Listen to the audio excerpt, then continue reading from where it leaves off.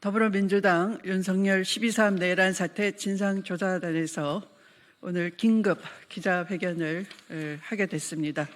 상황이 긴급한지라 이렇게 사전 예고 없이 기자회견하게 됐습니다. 제 옆에는 서영교 부단장과 박선훈 간사님이 함께하고 계십니다.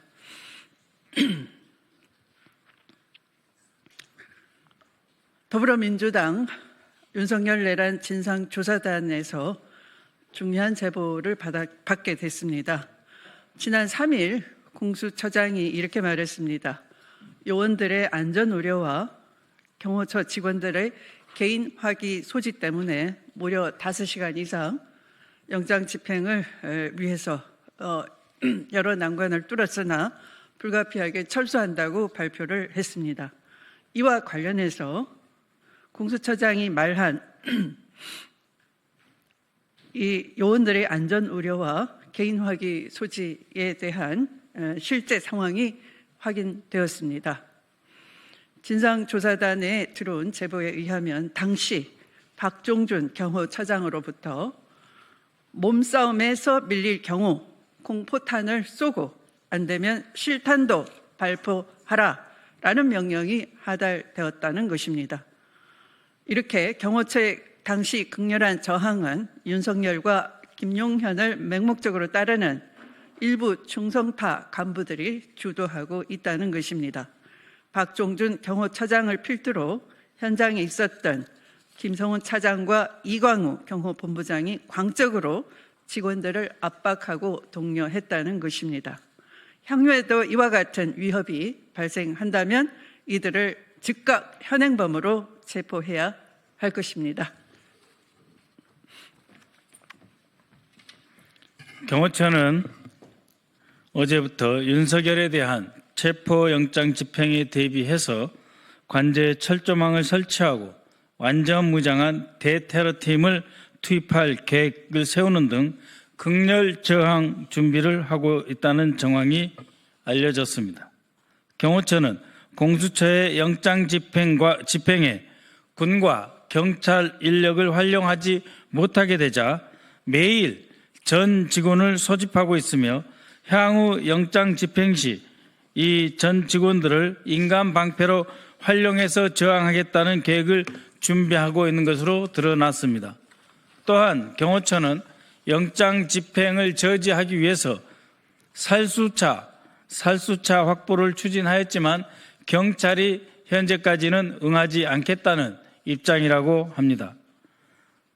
현재 경호처를 지원하는 군과 경찰 인력은 대부분 현장에서 철수해서 근접 거리에 잔류하고 있지만 소속 직원들과 아직 파견 복귀 명령이 나지 않은 소수의 군병력은 현장에 남아 있다고 합니다. 이들은 상부의 무리한 지시에 대부분 동의하지 않고 있으나 절대 충성을 강조하는 경호처의 특성상 거부하지 못하고 어쩔 수 없이 따르는 분위기라고 합니다. 또한 경호처 직원들은 지난 3일 공수처의 영장 집행에 저항하는 과정에서 자신들의 영상이 촬영되자 향후 사법 처리 대상이 될 수 있다는 데 부담을 갖고 전전긍긍해 하고 있습니다. 최상목 권한대행에게 촉구합니다. 헌법에 규정된 영장주의를 무력으로 거부하고 영장 집행 공무원들을 개인 화기로 위협하려는 박종준 경호처장과 김성훈 경호처 차장 및 이광우 경호본부장 등 윤석열 충성파 간부들을 즉각 해임하십시오. 정치 문제 불개입이라며 팔짱을 끼고 있는 최상목 권한대행은 한가하게 소풀 뜯는 소리를 할 때가 아닙니다. 사법 절차를 무력으로 파탄내고 있는 극악무도한 상황을 더 이상 방치해서는 안 될 것입니다. 경호처 직원들에게 촉구합니다. 지난 12월 3일 국회에서 시민들의 저항에 끝까지 방아쇠를 당기지 않고 철수했던 군인들을 본받아야 할 것입니다. 군인들과 함께해야 할 것입니다. 극렬파 간부들이 의무에 없는 불법적인 일을 지시할 경우 이를 거부하는 것은 헌법과 법률을 수호하는 공무원들의 권리이자 의무입니다. 국방부 차관에게도 요청합니다. 경호처에 파견되어 있는 소수의 군 병력에 대해 파견 복귀 명령을 내릴 것을 공식적으로 요청합니다. 윤석열 내란 진상조사단 단장 추미애, 부단장 박범계 서영교, 이소영 박선원 간사, 강유정 대변인 부승찬, 양부남 이건태 이상식 김태성 신현성 노승일 위원 이상입니다. 자, 그러면 지금부터 잠시만 주목해 주시기 바랍니다. 제가 구독자분들을 위해서 선물 하나를 준비했는데요. 제가 항상 여러분들께 드리는 말씀이 있습니다. 뉴스만 평소에 잘 챙겨보셔도 돈이 되고 돈을 벌 수 있다라고 말씀을 드렸는데요. 여러분들은 여기 보시는 삼성전자 뉴스를 보고 어떤 생각이 드세요? 아니면 정치인들의 뉴스, 날씨 뉴스를 보고는 어떤 생각이 드시나요? 그냥 뉴스만 보고 끝내는지, 아니면 이 뉴스를 어떻게 이용할 수 있는지, 이 부분을 고민하고 계시는지를 되물어보고 싶습니다. 그 이유가 뭐냐 하면 제가 지난번에 여러분들께 뭐라고 말씀을 드렸었죠? 지금은 반도체 섹터를 눈여겨보셔야 한다고 말씀드렸습니다. 그리고 나서 이런 썸네일들 뉴스를 통해서 많이 보셨을 겁니다. 반도체 내용이 이슈가 됐을 때 부자들은 어떻게 생각한다? 반도체 관련주들은 뭐가 있는지, 어떤 종목이 가장 좋은지, 어디에 투자해야 돈이 몰리는지 자연스럽게 생각한다고 제가 말씀을 드렸죠. 그 이유가 뭐냐 하면 부자들이 봤을 때는 이슈가 곧 돈으로 이어지고 그 이슈가 나에게 돈을 벌어준다는 경험적 확신이 있기 때문에 부자들은 항상 이런 사회적 이슈를 관심있게 챙겨본다고 제가 말씀을 드렸습니다. 이번에도 마찬가지인데요. 제가 지난번에 시청자분들과 함께하는 주식으로 수익 내기 이벤트를 진행했었죠. 당연히 100% 무료로 진행을 했었고요. 여기 보시면 아시겠지만 제가 지난번에도 구독이라고 보내주신 모든 시청자분들께 반도체 관련주 중에 가장 크게 급등할 딱 한 종목, 많은 종목도 아니라 한미반도체 한 종목을 여러분들께 추천드렸어요.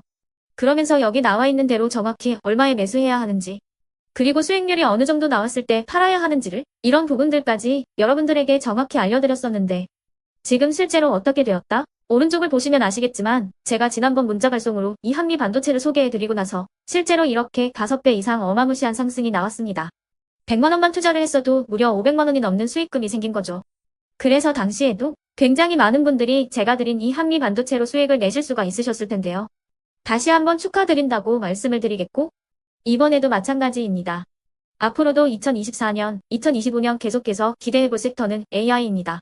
그 중에서도 AI 반도체는 그 누구도 부정할 수 없는 미래성장 산업입니다. 그러면 우리가 어떻게 생각해 볼 수 있을까요? AI 반도체 종목 중에 앞으로 크게 대장 역할을 하면서 10배 이상 급등할 수 있는 템베고 종목을 지금부터 열심히 추적해야 한다는 겁니다. 큰 돈을 투자하지 않더라도 월급의 일부분 아주 소액이라도 이 종목을 모아가야 수백 %의 수익률을 손에 쥘 수 있는 것이죠. 지금 여러분이 보고 계시는 이 유튜브 또한 AI 반도체와 아주 밀접한 연관이 있고 반도체야말로 대한민국의 핵심 산업으로 앞으로 더더욱 시장은 성장할 수밖에 없습니다. 그렇기 때문에 제가 이번에도 뭘 보내드리고 있냐면 지난번과 똑같이 구독이라는 문자를 보내주시면 제가 AI 반도체 관련주 중에 앞으로 대장주 역할을 하면서 주가가 가장 크게 급등할 한 종목을 여러분들께 문자 발송으로 종목명과 사고 파는 시점을 모두 알려드릴 건데요. 그 문자를 받고 여러분들이 주식으로 돈 버는 연습을 한번 해보셨으면 좋겠고요. 혹시라도 나는 주식을 하지 않는다 하시는 분들은 주변에 주식하시는 지인분들에게 말씀을 해주셔도 되고요. 아니면 연세가 있으셔서 투자가 어렵다 하시는 분들은 이 종목을 자녀분들에게 한번 사봐라, 이걸로 한번 수익을 내봐라, 이렇게 조언을 해주실 수도 있는 거겠죠.